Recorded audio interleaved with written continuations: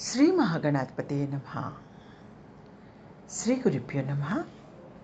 శ్రీమాత్రే నమః.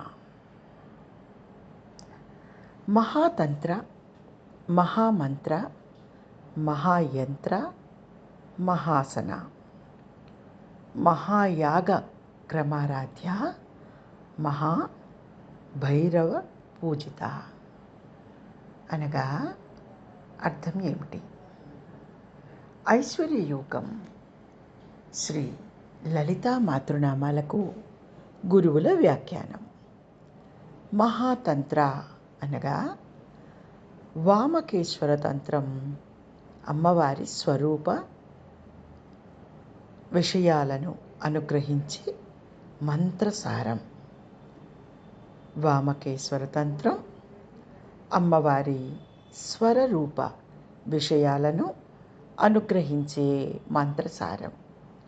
వీటికి మూలమైన ఏకైక ఈశ్వరి స్వరూపిణి కనుక అమ్మవారిని మహాతంత్ర అంటారు. మహాయంత్ర అనగా గొప్ప గొప్ప యంత్రాల రూపంలో అమ్మవారి దర్శనం ఇస్తూ ఉంటుంది. శ్రీచక్రం అంటేనే అమ్మవారు. అమ్మవారికి మారు రూపం శ్రీచక్రం. శ్రీ లలితా కామేశ్వరుల శరీరమే ఈ యంత్రం కనుక ఇంతకంటే గొప్ప యంత్రం మరొకటి లేదు కనుక అమ్మవారు మహాయంత్ర. మహాసన అనగా అమ్మవారు గొప్ప ఆసనం మీద కూర్చుంటుంది. సకల శత్రువులను అనగా బాహ్య శత్రువులను, అంతఃశత్రువులను జయించింది అమ్మవారు.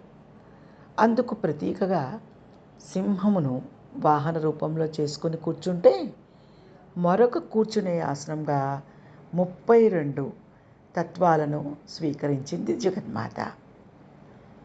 మహాయాగ క్రమారాధ్య అనగా అనేక విధానాలతో ఆరాధింపబడే అమ్మవారిని మహాయాగ క్రమారాధ్య అంటారని శివరహస్యంలో ఉంది.